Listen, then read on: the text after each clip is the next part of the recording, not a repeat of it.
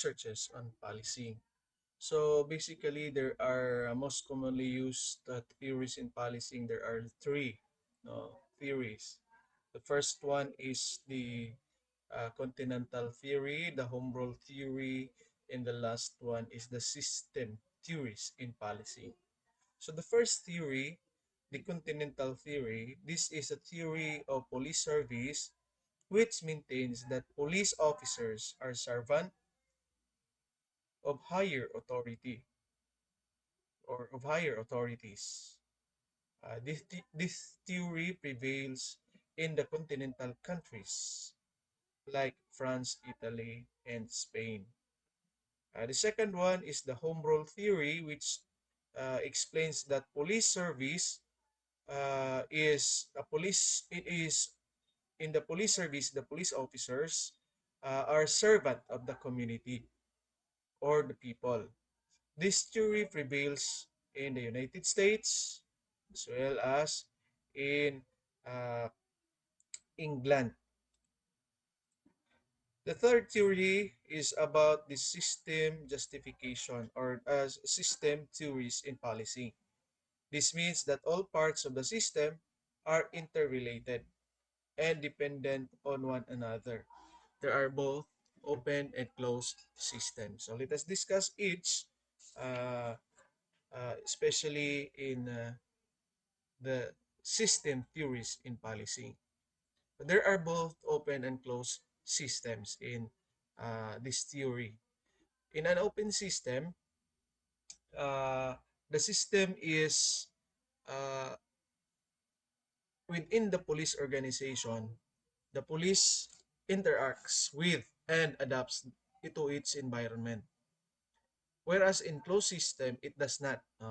So to give full details on each of this theory, uh, when we say closed system, this pertains to managerial philosophy. It means whereby it involves planning, decision making, day-to-day operations are conducted without regard to the environment.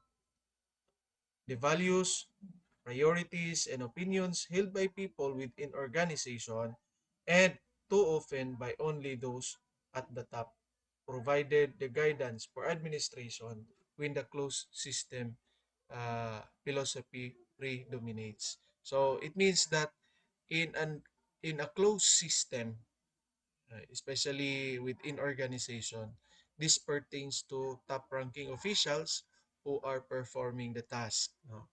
They do not consider what is happening within the environment, within the atmosphere of their organization, but then they will only focus on the people who will implement on the uh, policing.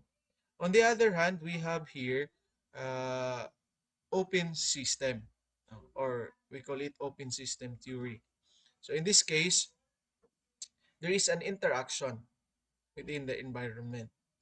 Now, the manager adheres to the open system philosophy. It means the manager shares the idea to the subordinates and to other involved within the organization about the policy. So, there are dynamic interactions. So, if there are changes, they will consult each other about the changes. So this philosophy also is based on the perspective of the effects of the organizations, actions of the institution in the environment, well, to some degree, affect the action of as other institution in the environment. So it means that actions are considered, no, because the action of the organization affects not only within the environment of the organization but within other areas too. So for this, in open system, the managers immediately reacts to changes in the environment uh, to make it balance in, in every environmental situations. So to give you a clear distinction between these two, indicators of open and closed system. Uh, when we say open system, this is about long-term strategy, which involves not only the organization but the the whole system. Say for example is I don't know if you are familiar with Executive 70, the uh, NTF LCAC, no, fight against local insurgency. So that is a long-term strategy to eradicate or eliminate the insurgency in the country. So yun yung ginagamit na uh, strategy in policing para mawala or to reduce the occurrence of in or membership of NPA, no, the NTF LCAC. Now, when we say closed system, this pertains to activities of the organization which is only few are informed. Say for instance, operations on mga uh, highly complicated cases which needs to be uh, para kailangan na there should be a few people that needs to learn it, uh, that needs to know about it. Also, we have the in terms of open system, maintenance of order, and persuasive policing, as well as police service, and selective policing, passive policing, discretion, and guardian style. So when we say persuasive policing, this pertains to the officer who are trying to persuade, parang gusto nila makuha ang loob na yung mga tao mag-participate sa kanila. On the other hand, the closed system naman is coercive in nature. Parang mapipilit talaga. It is coercive policing. You need to comply. Your strict and voluntary compliance is a must. Now, for this, in the open system, the focus is service. On the closed system, the office is or the office is focusing on police authority. As the police, as I have mentioned in the previous discussion that we have, that police authority comes with, or police of, or the office or the police itself comes with great responsibility as well as great authority. Next is selective policing. Of course, there are selective policing, and on the other hand, in a closed system, ito yung gumagamit ng oppressive policing. And for the other side, no, there is a passive policing, while in closed system, extensive yung policing niya. Malaki yung coverage. In open system, police discretion is being exercised, while in closed system, there is a restriction on the exercise of police discretion in matters on the exercise of policing. While on open system, it is guardianship. Ibig sabihin, yung police ay, the concern is, they will be responsible for the safety of the people. They will guard the people. While on the other hand, the closed system follows the legal system. No? They are following the legal system. So, as an illustration, I have here a diagram. No? This is from Ruelos C. 2011, the continuum of open and closed system. So, for this, no, we have the negative and positive. The officer, the police organization, and the society. For that is for the negative. For the positive, we have here there is a change on the police organization, uh, as well as the society being part of all the interactions. No? And the officers engage also within the organization.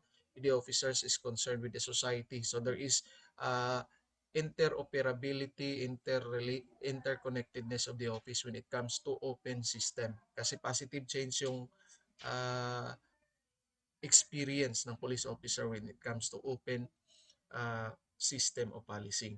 On the other hand, kung nakikita nyo, dito sa negative change, the police officer police organization, and the society does not interact to each other.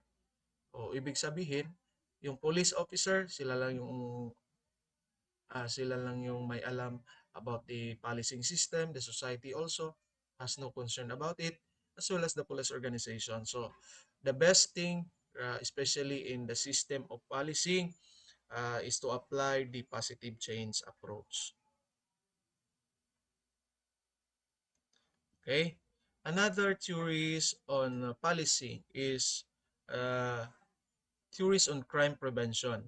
So we have here three persons presented in the name of Oscar Newman with his theory, the DST or the Defensible Space Theory. We have also Marcos Filson and Lawrence Cohen, which advocate the routine activity theory or activities theory, that is Roth, and James Q. Wilson and George L. Kelly about the broken windows theory. So based on Newman's theory, the DST, this is the book of Newman, according to him, it encompasses, or this theory encompasses ideas about crime prevention and neighborhood safety. Also, the architectural and environmental design is believed to have a contributory effect on why crime exists within that particular environment. And the third principle or the third idea that Oscar Newman postulates is about the increasing or reducing criminality when it comes to architectural and environmental design. That is why we have this the new theory. No, we have the uh, crime prevention through environmental design. That is crime CPTED, no, CPTED. Uh, that is a new concept in which architectural and environmental design is viewed to be contributory factor in reducing or increasing criminality. Aside from this, Newman's theory about crime prevention is a higher crime rate existed in high-rise housing projects than in low-rise complexes. So maybe there is a factor why this, kumbaga, yung condo unit compared to subdivision. No? This is a comparison between a condo unit. You know, when we say condo unit, mataas yung building, maraming nakatira within that specific space. No? Uh, in other sense, those who are in the subdivisions, no, yung mga bahay, low-rise lang, no? Tapos, uh, there is an effect when it comes to crime rates. Next is social control, crime prevention, and public health in relation to community design. So it does not only contribute to or the environmental design, the architectural design of the building or the spaces, spaces, uh, does not only contribute to crimes, but also it creates social control, and it increase, or it provides a healthy environment for the community. Further, also, Newman, in his theory, uh, specify the five factors that makes a defensible space. So there are five factors. No? These are territoriality. So this is about one's home is sacred. So it should be protected. It should be treated as a protected ground. So that is territoriality. The home is sacred. Uh, Number two is the natural surveillance. There is a link between an area's physical characteristics and the residents' ability to see what is happening. Kasi when it comes to, sabi niya, di ba, na pag high-rise yung building compared to those who are living in free space, and low-rise buildings, say for example, mga bungalow, no? So it means uh, mas makakakita yung residents kung what is happening outside compared to those who are in closed spaces such as in condos na hindi nila makikita what is happening in their surroundings, in their environment or in their neighbors. Compared to other subdivision, say for instance, mas wider yung view ng tao. So the natural surveillance itself, mas nakakakita yung nasa subdivision compared to those who are in high-rise building. So the physical characteristics of a house must provide a person with the ability to see and know what is going around them. So hindi mo in high-rise building, hindi mo makikita kung sino yung nasa labas ng kapitbahay mo. Hindi mo makikita kung lumabas na ba yung kapitbahay mo kasi you are in an enclosed space. Compared to open space, housing, say for instance, unlike condo, you can see, no, uh, in the space outside who are coming, who are living in their houses. So it's easy for you to see. So this is a type of defensible space. Next also is the image. This is the capacity of physical design to impart a sense of security. So, kumbaga, you have the feeling of security because there are open space. No?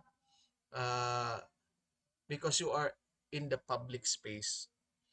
The image also is taught that home must be secured in such a way that it can provide real security or at least sense of security when it is occupied.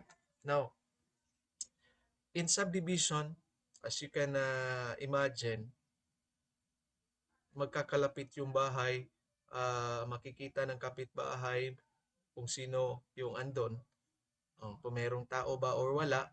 So it increases the sense of security because of the sense that merong ibang tao sa paligid. There are other people in the space. So, compared to condominium or high-rise housing, it's a different story. Kasi hindi makikita ng occupants ng room or ng unit ng isang condo kung meron bang tao sa loob or wala. So, the sense of security is lesser compared to those who are in an open space housing. The fourth one is about the milieu. No? This is about the other features that may affect security, such as the proximity to a police substations or a busy commercial area. Kasi pag maraming tao, so it means mas maraming kriminal at marami ding makikakita. So yung criminal itself, baka matakot na mag-commit ng crimes, especially if the features of the house uh, provide security. For instance, they are near to a police station and there are security installation facilities within the proximity of the house. Ibig sabihin nun, malapit sa mga areas na doon sa police stations, malapit lang. So, mas higher ang sense of security compared to those who are having housing far from these facilities and installation. Also, we have another defensible space is the safe adjoining areas. So for better security, residents obtain higher ability of surveillance of adjoining area through designing and adjoining the area. So it means that in primary space of home, when it is being breached, there must be a safe adjoining area that provides higher level service in other four key points that are or that can be accessed. So, in terms of security, para yung bang physical security. no? Physical barriers. Enclosed or itinatawag natin ito na barriers. Now, in the barriers, meron tayong first, second, and third level. So, pagpasok niya, for more safety reasons, diba, sa bahay natin, marami ang pinto. Before you can get inside to a house, you need to pass the door. So, after the door, if you want to get inside in a room, you will pass through the door of that room. So this is safe adjoining areas. Kumbaga, the level of security is there are levels, no, bago makapasok sa isang area. So this uh, includes defensible space theory. No? Diba, meron pang gate, meron pang front door, meron pang door sa mga rooms, tapos andun pa sa cabinet yung mga valuables or other things. So this provides a safe space, defensible space. The more barriers, the more safer it is. Okay? Next, we have also here, so I have mentioned earlier the SIPTED, no? Crime Prevention through Environmental Design. This pertains to a crime prevention philosophy based on the theory that proper designing and effective use of built environment can lead to a reduction in fear of and incidence of crime, as well as the improvement of the quality of life. So, uh, this is not only providing safe space, but also it provides healthy environment for the people. As as you know, no, uh, meron naman kayong mga subjects in other subjects uh, about the needs, basic needs of human being. Aside from basic needs, we need the safety needs, and these safety needs involves our well-being, how safe we feel. This is the safety needs. So for this improves the health and the quality of life of the people. Also, the CPTED or CPTED works by decreasing criminals' ability to commit crimes. It also increases the chances that legitimate residents or resident will see and report crime as it occurs. So, sa nasabi ko na, uh, there is, if the space provides clear view, no?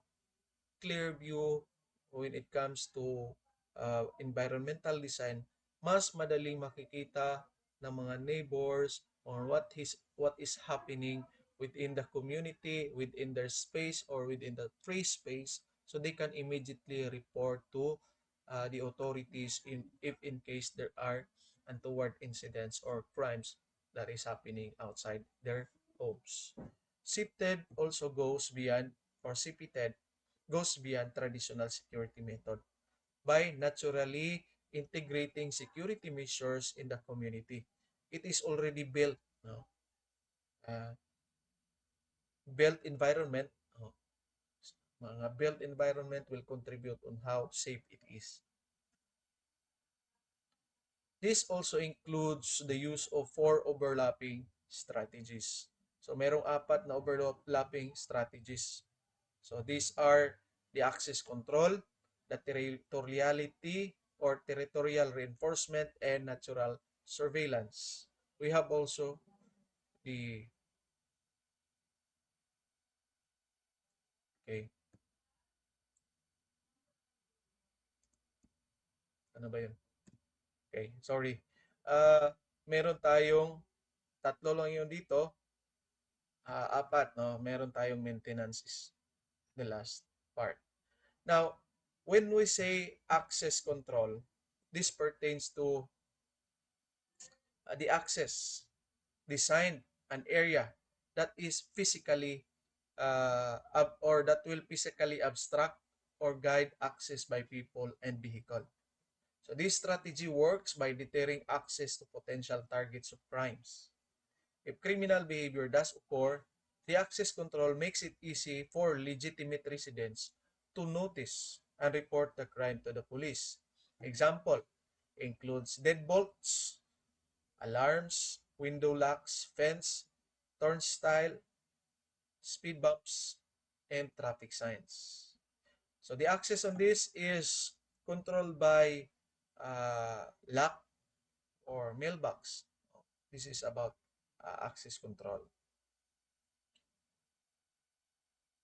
So the purpose always is to reduce the opportunity to commit crimes. Okay?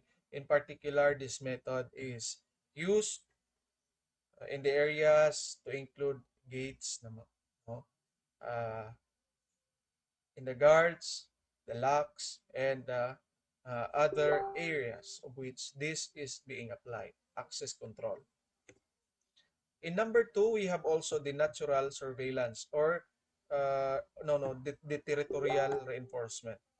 Uh, the territorial reinforcement, this is designed, or the design of an area is to clearly show that someone owns the area. Means na it is occupied and somebody occupying it, there is an owner. It suggests that criminals, uh, or it suggests to criminals that a person is present who may see criminal activity and report it to the police. By acting territorial reinforcement strategies, residents are clearly stating, this is not a public property. Example of this is the landscaping, the lighting, walkways, decorative fence, and the sign. In particular, I will give points in lighting, especially during nighttime. So, for instance, if a house is well lighted, even if there is no person around, yet it is well lighted, it deters the criminal to do criminal things or to commit crimes because of this situation. Okay. But then compared to house that is not well lighted, the landscape is overgrown, tumubo na yung mga damo, the walkways is not clean, it means that no person occupying that place. So basically, in our concept, crime can occur in that space. So in this aspect, it creates the sense of ownership or influence through better design of physical environment. So the potential offender may fear to commit crimes because there is the owner is present, and also the feeling of territoriality is in there. Uh, you can use territorial reinforcement by placing a small decorative fence around your front yard to separate it from the sidewalks. Next, we have also the natural surveillance. Mga marites ito. Yung mga tao sa paligid, they can report what is happening within the police, yun sa police. No? So the natural design uh, of an area which allows for visibility by legitimate residents. Yung mga neighbor natin, no? Magmamarites yan sila. So they are the natural surveillance within our SIPTED or CPTED. So the design of an area is strategically placed to work for criminals against crimes, uh, in which uh, we have the sense of in psychology, when we are exposed into open space, we feel that we are being observed. So the same way as to criminals. Pag open yung space tapos maraming neighbors, they will feel that somebody is observing their actions.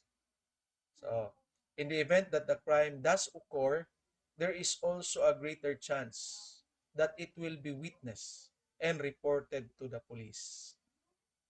Example of this includes windows, stairwells, parking lots, visible from the sidewalks, and security lighting. So you can use natural surveillance by keeping your bushes trimmed lower than 36 inch and your trees trimmed higher than 70. So it means there is an open space to see through. Uh, Parang malayo yung matatanaw mo. So yun yung sa natural surveillance. Mga neighbors who can see what is happening in uh, the place.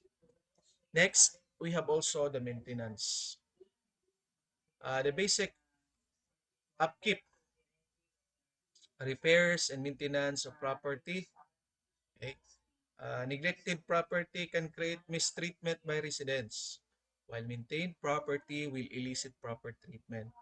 This strategy directly impacts the fear of crime in a community due to residents' perception of responsibility and caring in the neighborhood.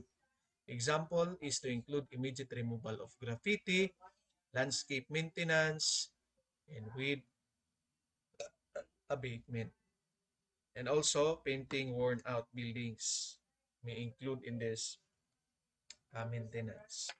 So it is important always to think that there should be a proper maintenance of the building. So I have already mentioned this that those building who are kept, even if it is old building but then still properly maintained, this will deter criminal from entering that property if it is well clean. Okay, next we will go to another person who is contributing, or persons who contributed also in the RAT theory or the routine activity theory, in the name of Marcus Felson and Lawrence E. Cohen. So routine activity is based on the assumption that crime can be committed by anyone who has the opportunity. So one element why crime exists is the opportunity and the target. And this theory, uh, it, it explains the opportunity and the target itself.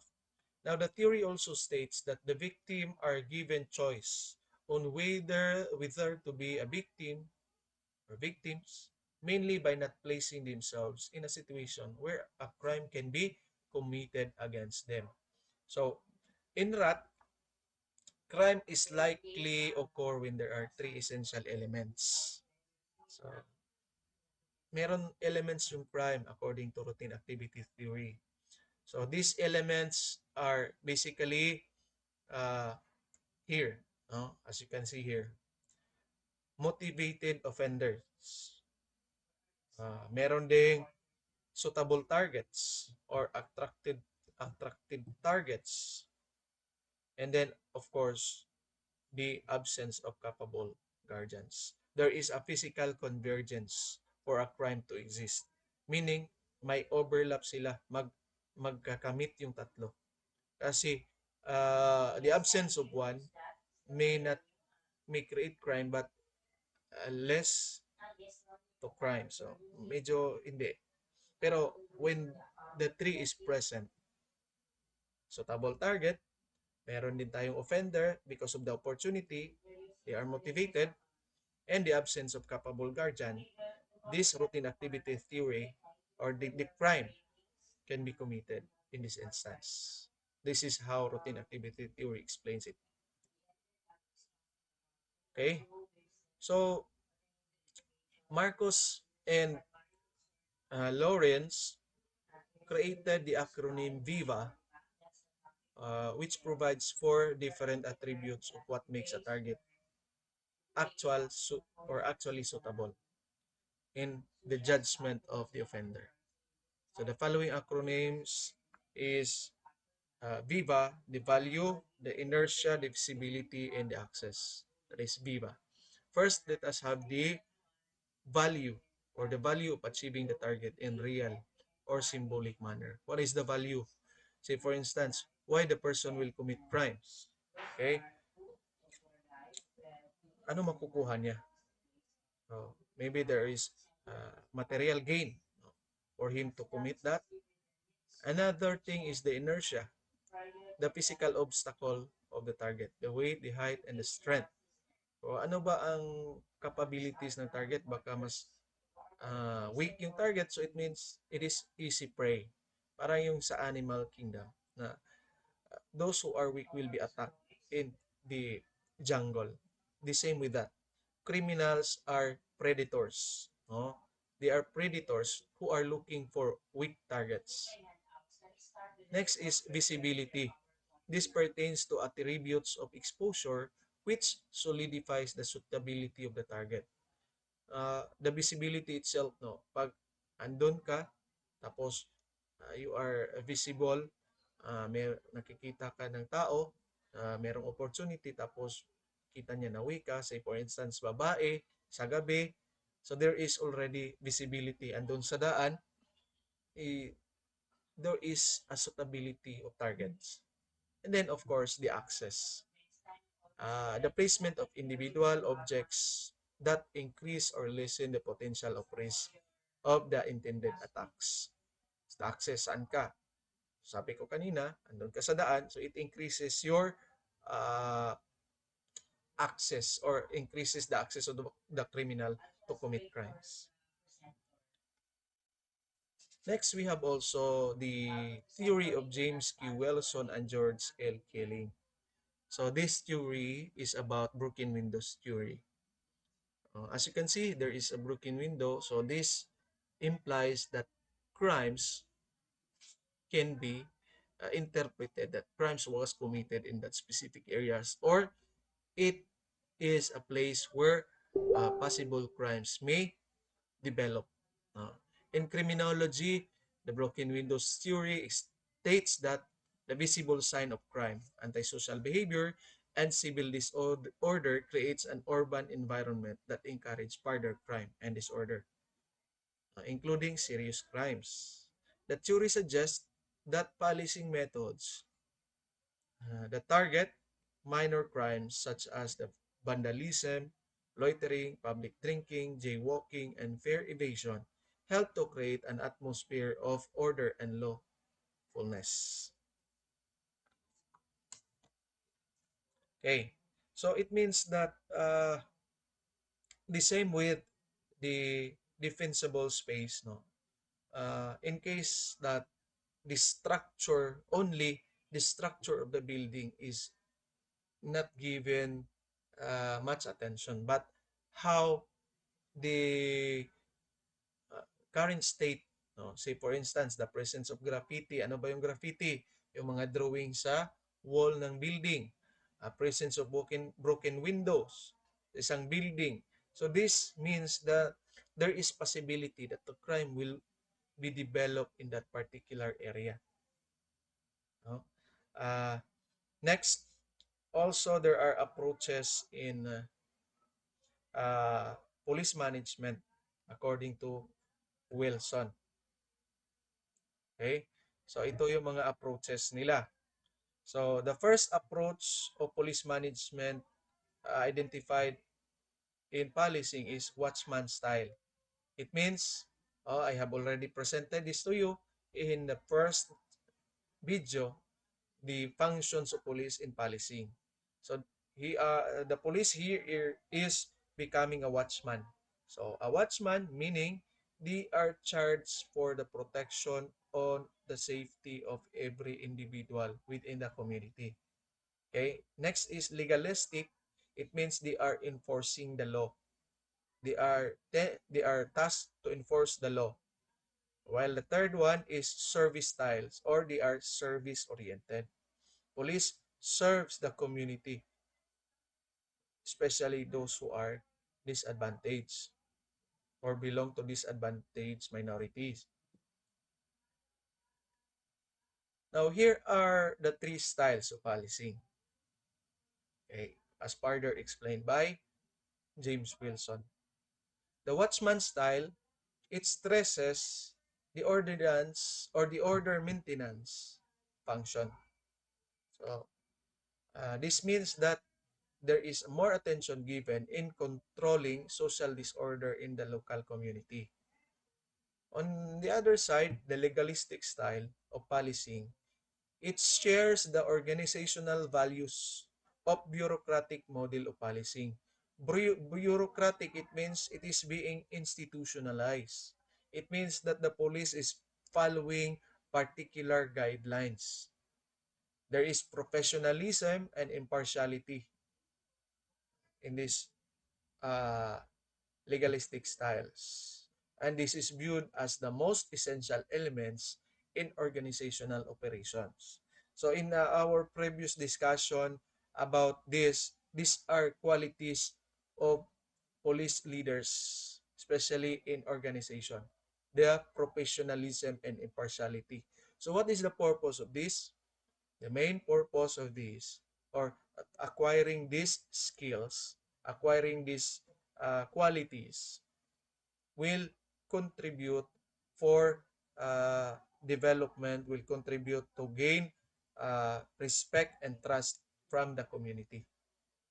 Also, another approach in police management is the service orientation, which is focusing on the satisfaction of residents, through services offered by the agency.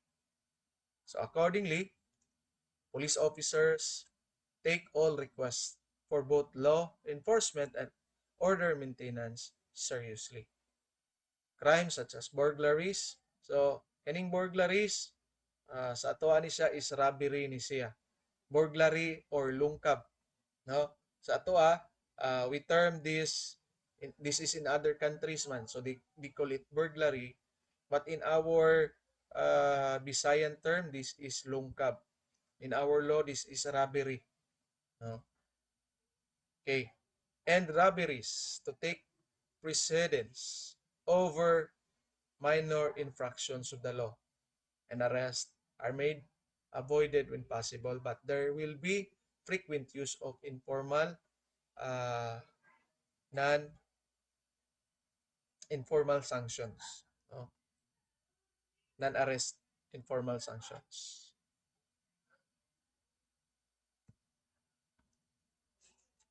Okay, so here we have some examples of the approaches. The first one is Watchman Style. So in Watchman Style, the police will disperse noisy youths on corners, negotiate with family and neighborhood disputes, detain and question suspicious person, and conduct patrol and the like.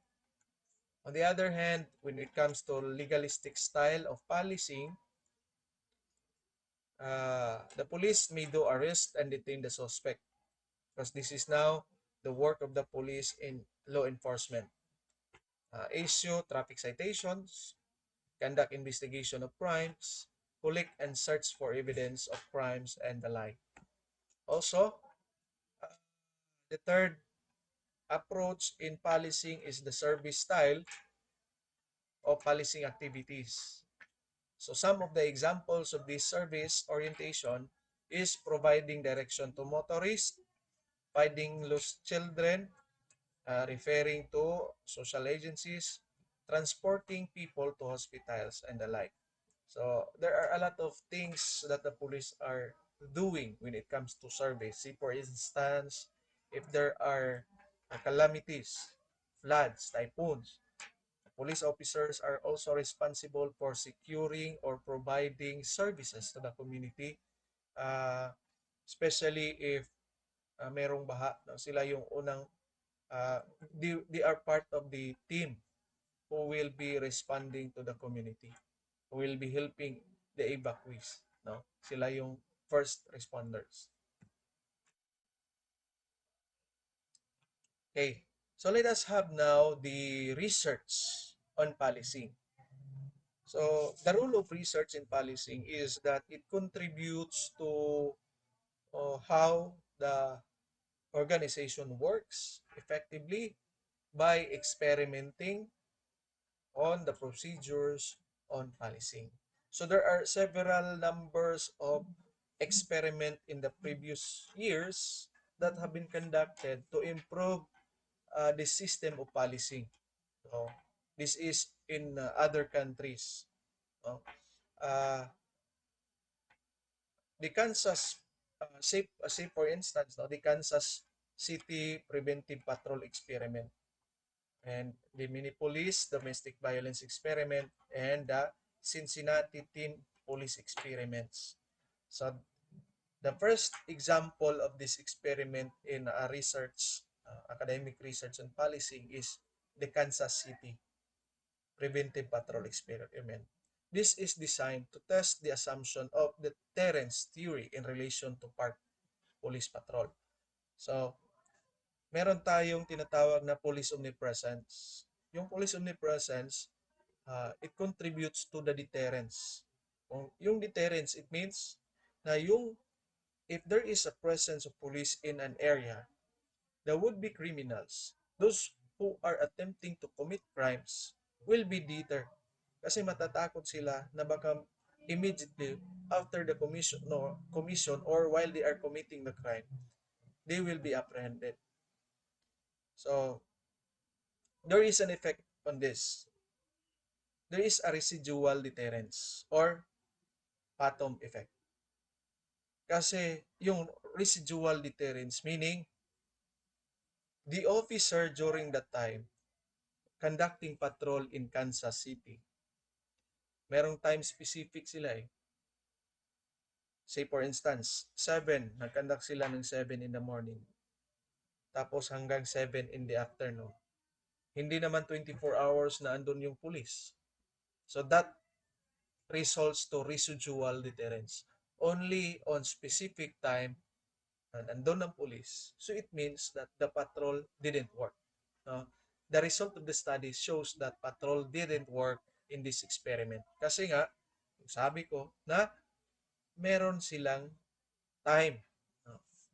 Merong mga time na ang police wala doon. So, during that time, that is window period for criminals to commit the crime. But then, pag merong police, merong omnipresence, hindi sila magkukumit. Yung mga criminals, hindi magkukumit ng crimes because they are present or the police is present in that particular area. Pero pag wala ng police, ayun na. Next is the mini-police domestic violence experiment. So the purpose of this experiment was to address the intense debate about police should respond to misdemeanor case of domestic violence. So the result of this is that when somebody will get arrested when there is domestic violence, this act, the formal arrest, deters the domestic violence. So matatakot yung mga violators because they will be arrested. So, next, mayroon din tayong study about the Cine team police experiment. So, it measures the impact of team policing.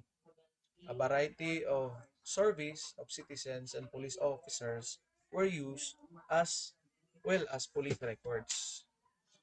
So, the result of this is that pag merong team, sa isang team, composed of several numbers of police officers, mas mataas yung chance na mag-perform sila kasi mataas yung moral ng team of the police. No? So these are the findings of the team Cincinnati team policing experiment. Another research conducted in policing.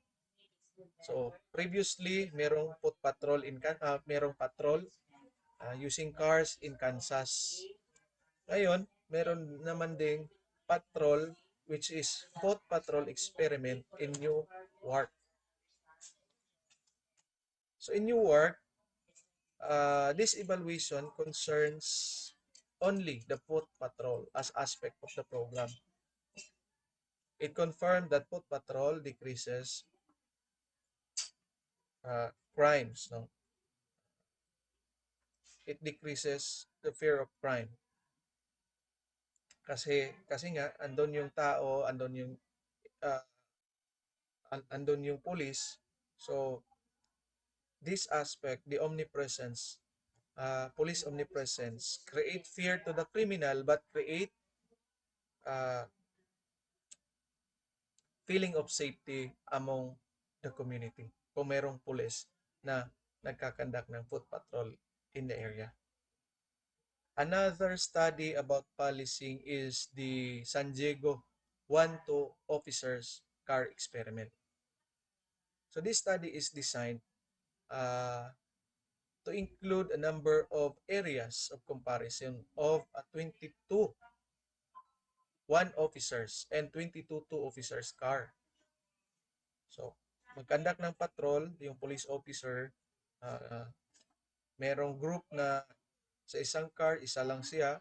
Meron ding group na dalawa sa uh, sa isang car. So this study confirmed that one officer and compact cars increase safety compared to dalawa, no? One officer is better than one or two officers in a car. Kaya this is being used in San Diego in their policing system. Also, I found in my research in 2017 about types of policing system or implemented crime prevention strategies used in our areas in Salog Valley. No, I published it in a reputable journal. So I found there one of the findings that I found is that not only police officers can help in policing, also the barangay officials, the barangay communities, and the barangay, those who are working in the barangay, particularly the tanod, can help reduce the crime occurrence in the community. So this study uh, contributes to the knowledge in terms of policing uh, when it comes to the community level. You can read it. You can use it as your reference in the future. My study, the title is Implemented Crime Prevention Strategy in Salog Valley. Okay, so that ends our lecture for this chapter. See you in the next chapter.